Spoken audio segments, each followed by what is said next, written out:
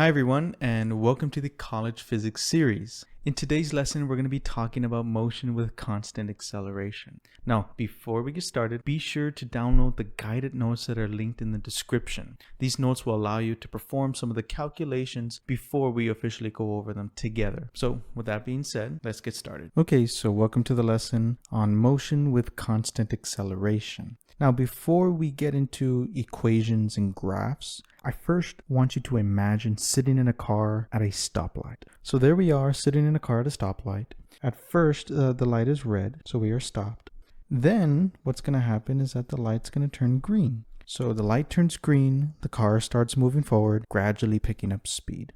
Here's the question I want you to consider. The question is, what's happening to your speed and position as the car accelerates? I want you to pause the video for a moment and write your response in your guided notes. Well, our speed is going to be growing at some constant rate. It's going to be growing because we're speeding up, we're getting faster, growing or increasing at some constant rate.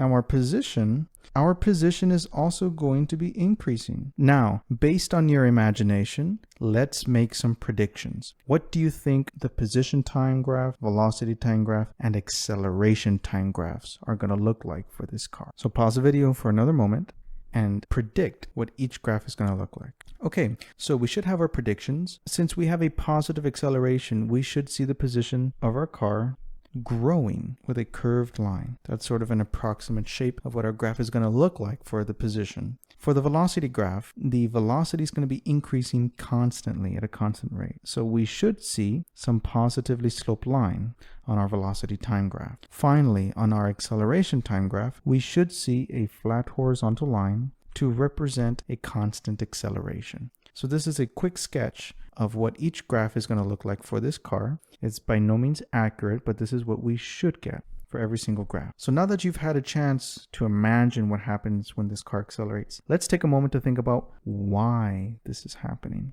In our thought experiment, as the car starts from rest and speeds up, you probably notice that at first, the car moves slowly, covering small distances in short amounts of time. And if we were to draw a motion diagram of that, this is what it would look like. This would indicate the start.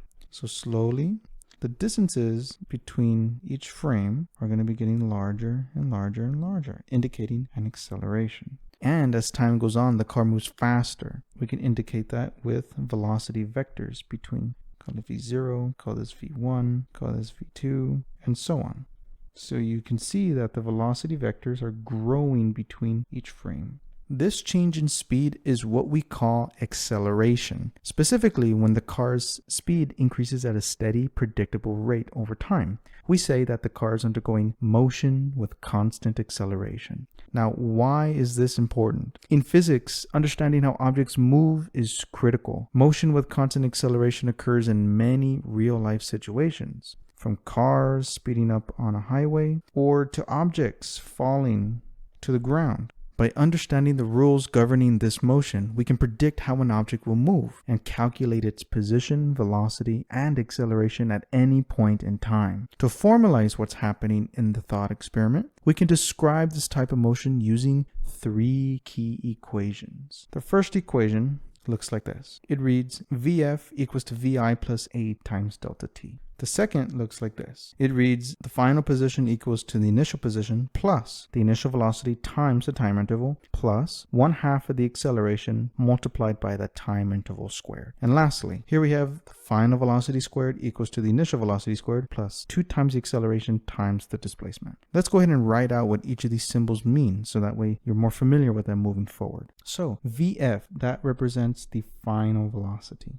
The final velocity is just how fast the car is moving at the end of the motion. Vi stands for the initial velocity. And as you can guess, the initial velocity just represents how fast the car is moving when the motion started. A stands for the acceleration. Acceleration is just the rate at which the car is speeding up. Delta t, that is our time interval. That is just how long this car has been moving in total. Xf, that stands for the final position. The final position is just where the car is after a certain amount of time. Xi, that is just the initial position. Of course, that is the position at which the car starts. Lastly, delta x. Delta x, if you remember, is just equal to the final position minus the initial position. So wherever you see a delta x, you can substitute xf minus xi. In the case of equation number 3, I could rewrite it as this. Final velocity squared equals to the initial velocity squared plus 2 times the acceleration times xf minus xi. That is another way I could rewrite it. I could also rewrite equation 2 using the displacement symbol by subtracting the xi to the other side. That is the exact same thing as having delta x equals vi times delta t plus 1/2 times acceleration times delta t squared. So here I'm going to mark out potential ways you could view these equations. This is a way you can view it. You can view it this original way I wrote it. You can view it this alternative way I wrote it. And the same goes for these two. There's no strict way on which way you should write it. It's just whatever benefits you the most in whatever problem you're trying to solve. So now that we've done a little bit of the background of the big 3 kinematic equations and what each symbol means, let's follow with the example that's been staring at you for quite a while. So here we have an example, and it reads, a car starts from rest and accelerates at 3 meters per second squared. After some time, the car reaches a velocity of 30 meters per second. How long does it take for the car to reach this velocity? How far has it traveled during this time? Draw the car's position versus time, velocity versus time, and acceleration versus time graphs. Now that we've read this question, we need a way to break it down. We need a strategy to follow. Our first step is going to be to identify our knowns and unknowns. Knowns and unknowns help us identify key pieces of information that are useful for our problem and key things that we are trying to solve for. For you to identify our knowns and unknowns, you need to reread the question carefully and identify key terms and phrases. So let's take a look. A car starts from rest. Whenever you read the word from rest, that tells you that the object was not moving before the motion began. And this means that the initial velocity is 0. So a car starts from rest and accelerates at 3 meters per second squared. That easily identifies the acceleration as being positive 3 meters per second squared. After some time, the car reaches a velocity of 30 meters per second. So sometime later, we know that the car has reached some final velocity of 30 meters per second. How long does it take for the car to reach its velocity? That's a question of time. So I need to solve for my delta t. How far has it traveled during this time? I need to look for the displacement. Now that I've identified the knowns and unknowns, what do I do next? Well, I gave you 3 powerful tools earlier that you can use to figure out some more information. Let's rewrite them. I can use some of these equations to help me figure out my unknowns. But how do you do that? This is the approach we take. The first thing that you need to realize is that in order to use one of these equations, there must be only one unknown variable. So it's sort of like a little game that we can play. And here's how we're going to do that. Anything that's a part of my known column, I'm going to put a check mark on top of the symbols on each one of these equations. Let me show you. I know VI, so wherever I see a VI, I'm going to place a check mark on top. Same goes for the A. For A, I'm going to place a check mark because that's something that I know. Same goes for VF. I see a VF here, and that's it. Everything that's a part of my unknowns, I'm going to place a question mark over it. I missed VF. So I'm going to place a question mark over delta T. So if there's a question mark, here's a question mark, here's a question mark, and same for delta X. Here's a question mark. As you can see, there's some symbols I left out, such as XF and XI. Well, technically, when we review our problem, I can choose what to call the initial position. I can call the initial position to be 0 meters. So technically, I could know that. But the final position, how far this car ended up, I do not know. But this XF is embedded into the delta X, so that the delta X, when it equals XF minus XI, the XI is 0 anyways. So my delta X, my displacement, is just the same thing as my final position. So in this case, those two are equal. So the equations I'm able to use will have only one unknown variable in there. It looks like in this equation, I can use that to solve for the time interval, delta t. It looks like I can use the last equation to solve for the displacement, or in this case, the final position that this car reaches. And so there's my strategy. So step 2, it doesn't matter which one I start off with in this problem. So I'm just going to choose to solve for time. So I'm going to start off with my equation, VF equals VI plus A times delta t. Now what I'm going to do is that I'm going to solve this symbolically. So let's go over some quick algebra rules. Each one of these symbols is a term. VF is a term, VI is a term, A times delta T is a term. You need to first identify the term that you're interested in. I'm interested in this one because I want to figure out time. I have no access into this third term right here because I have the VI in the way. So my first order of business is to get rid of that VI. And I'm going to do that by subtracting VI to both sides. Now, what I'm going to get as a result of this is VF minus VI equals, then that ends up canceling. What's left over is just the third term on the right, A times delta T. Now that I have that term isolated, I can undo the A times delta T by performing the inverse operation. Since there's multiplication, I need to do division. So I'm going to divide by whatever it is I am not looking for. In this case, it is A. Finally, I'm going to get that the time interval is going to be equal to VF minus VI over the acceleration. So VF, that's going to be 30 meters per second minus VI, which is 0 meters per second. We can check our knowns and unknowns for this information, and we're going to divide it by 3 meters per second squared. Continuing on, 30 minus 0 is 30 meters per second divided by 3 meters per second squared. We have two problems here. The first problem is, what is 30 divided by 3? That one's easy. That's just 10. The second problem is, what's meters per second divided by meters per second squared? It's a very useful tool to know how to simplify this. So this is a nasty division problem. And what we do in math is that we turn nasty division problems into problems of multiplication because it's much easier to multiply. So what I'm going to do is I'm going to take my denominator, because this is my fraction. I have a numerator up here and my denominator in the bottom. I'm going to take my denominator and I'm going to multiply the numerator by the inverse. So what I'm going to do is I'm going to flip it upside down, second squared over meters. And then I'm going to forget about this because now I have a multiplication problem. So my meter is going to cancel and the seconds in the denominator is going to cancel with the exponent on top to just give me seconds. So my final answer is the time interval is 10 seconds. And that solves for time. My time interval is now 10 seconds. So if I wanted to, I could replace this delta t as a part of my known because now I know it. The next step, I'm going to utilize this equation to solve for the distance traveled. This will be my step 3.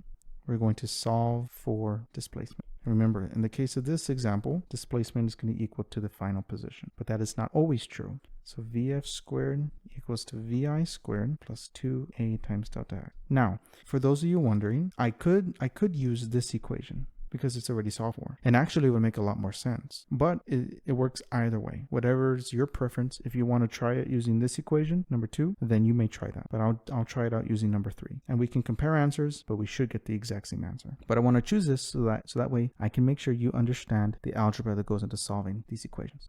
So what I've just circled in red is the term I'm interested in, and I need to get rid of everything else. So I'm going to subtract by VI squared on both sides. What I'm going to get is VF squared minus VI squared. That's going to be equal to 2A times delta x, and then I'm going to divide it by 2A. Same rules as I explained in step number 2, but this time just a little bit faster. So my final symbolic equation, VF squared minus VI squared over 2A. And what we're going to do is that we're going to plug in some numbers. So my final velocity was 30 meters per second, and it's that quantity squared minus the initial velocity, which was 0, and I'm going to square that quantity, divided by 2 times the acceleration, 3 meters per second squared. So on the top, I'm going to get 900, because that's 30 times 30. What I also cannot forget to do is to square the units as well. This is units of meters squared per second squared, minus, of course, 0 meters squared per second squared, divided by, this is going to be 6 meters per second squared. Simplifying along, in the numerator, we're going to get 900 meters squared per second squared over 6 meters per second squared.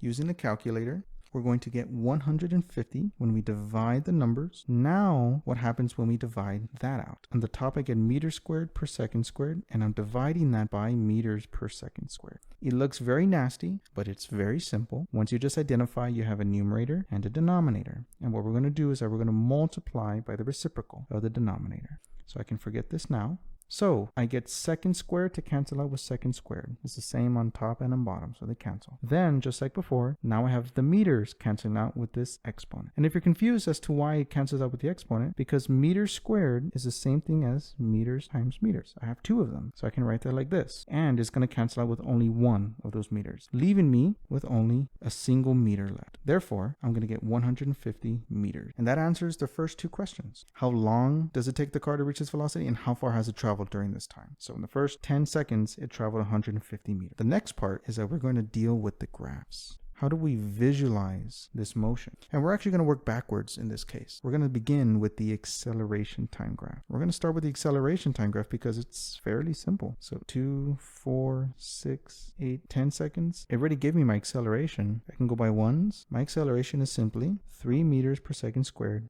for those 10 seconds. And there it is. There is my acceleration time graph. Fairly simple, which is why we're starting with that. Next, my velocity time graph. I'm going to get the same times, 2, 4, 6, 8, and 10. Of course, if you have graph paper, you can do this a little bit neater. All that I know is that since the acceleration reads 3 meters per second squared, this value of 3 is what my slope must be. So starting from the beginning, I must rise 3 and run 1. I must rise another 3 to get to 6 and run 2. So my graph is going to look a little something like this, where the slope m is 3 meters per second squared. And that slope would be the same thing as the acceleration, because remember, slope of a velocity time graph will give me acceleration. And that will be an approximate graph of my velocity versus time graph. Lastly, let's draw our position versus time graph. Time will be measured in seconds. Positions measured in meters. Now, I know a few key points. Let's try and label this equally. 2, 4, 6, 8, 10. Just take it to 12. I know that at 10 seconds, I've traveled 150 meters. So to get all the way to 150, let's try and go,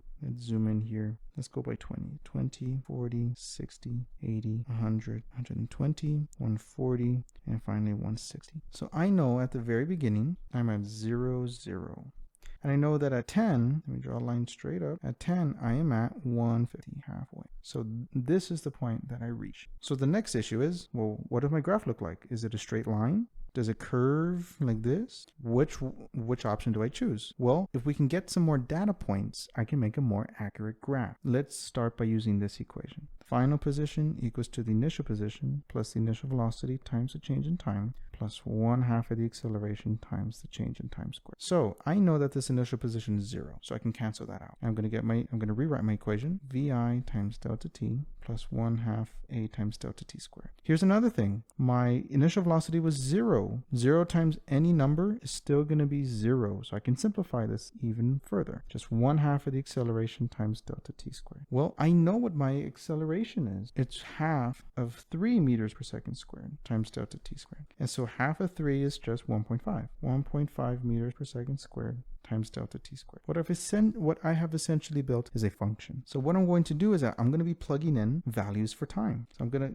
to get a value for my final position at 2 seconds. So I can plot 2, 4, 6, 8, and I already have the 10. So it's going to be 1.5 meters per second squared multiplied by 2 seconds squared. And what that's going to look like is this. So it's going to be 1.5 meters per second squared multiplied by 4 square seconds, because I'm multiplying 2. Let me do this right here. 2 seconds times 2 seconds. 2 times 2 is 4. Seconds times seconds is seconds squared. And that's why I have that right there. If you can notice, my second squared is going to cancel out with second squared, leaving me with a measurement in meters. And what this is going to give me, my final position after 2 seconds is going to be 6 meters. So it's kind of hard to tell because I'm going by 20s, but at 2, I've just grown very little, very minor growth, which is okay. I'm not going to show any more of the math, but my final position after 4 seconds is going to be 24 meters. My final position after 6 seconds is going to be 54 meters. And then my final position after 8 seconds is going to be 96 meters. So let's plot those points on the graph. So at 4 seconds, I'm at 24. So I'm a little bit above the 20, approximately. At 6, I am at 54. So I am halfway, I'm somewhere around there. At 8 seconds, I'm at 96. So I'm just a little bit below the 100.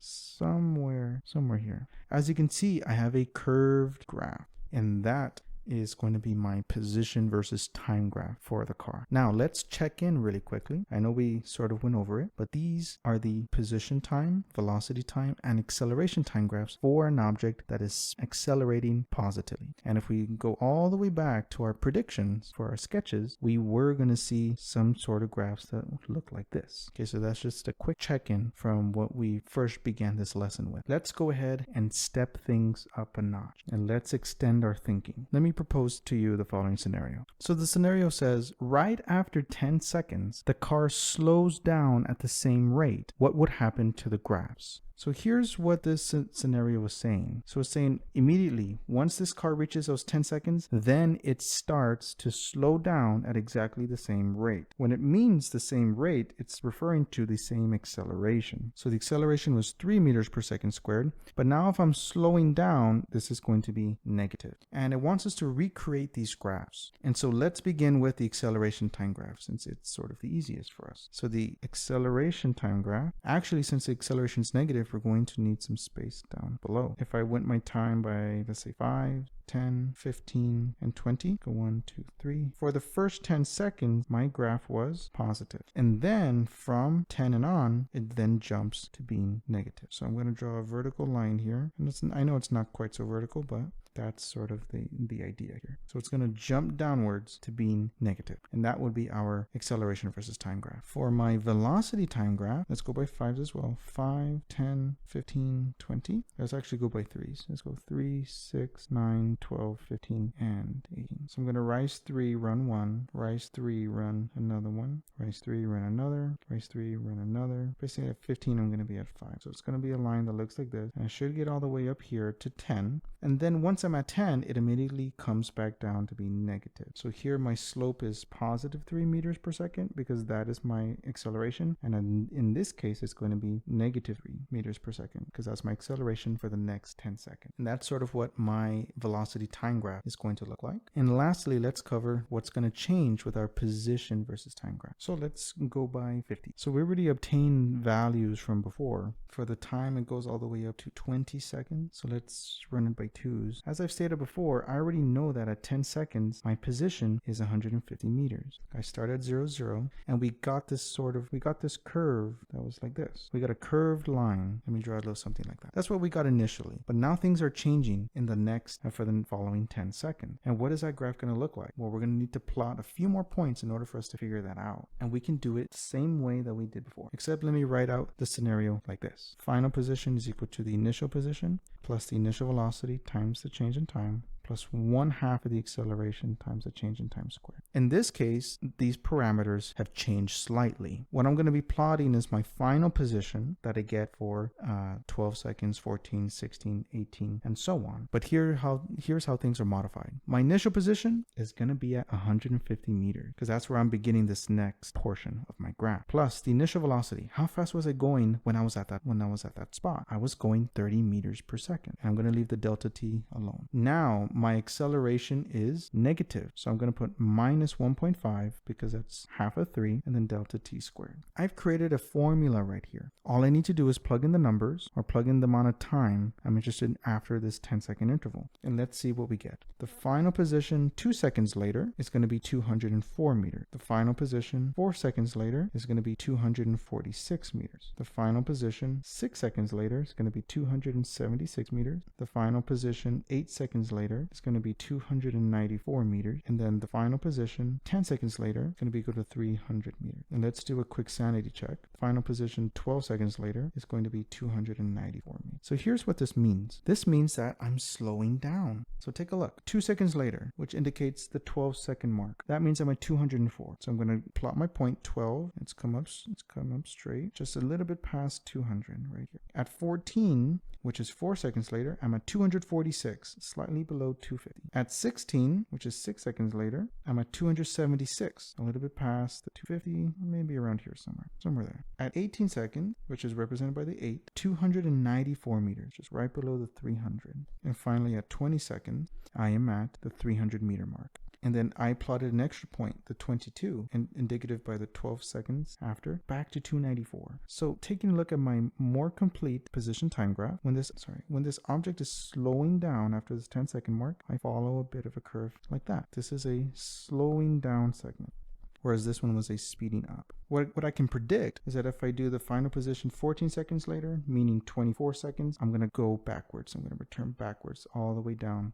until the car stops. And that is our extending our thinking. By modifying the scenario a little bit, we're seeing how our graphs change. So we can see how much predictive power we have by understanding acceleration. The last thing I would like to end with is a try it yourself. So this is a try it yourself problem. It reads, the cyclist starts from rest and accelerates at 2 meters per second squared for 8 seconds. second. What is the cyclist's final velocity? How far does the cyclist travel? And draw the position time, velocity time, and acceleration time graphs. Instead of going over the answer here, I want you to comment your answer below. Let me know what you calculated for the cyclist final velocity and distance traveled, and feel free to share your thought process. I'll be checking the comments to see how you did. Alright, so that is going to bring this lesson to a close. Now to quickly sum up, motion with constant acceleration can be described using the big three equations mentioned earlier, and we can visualize motion with these position time, velocity time, and acceleration time graphs. These are powerful tools for describing motion, and they're going to make your future self's life much easier as you progress through your physics course. Be sure to download the guided notes linked below if you haven't already, and leave your answers in the comments for the practice problem. Thank you for watching, and I'll see you in the next lesson.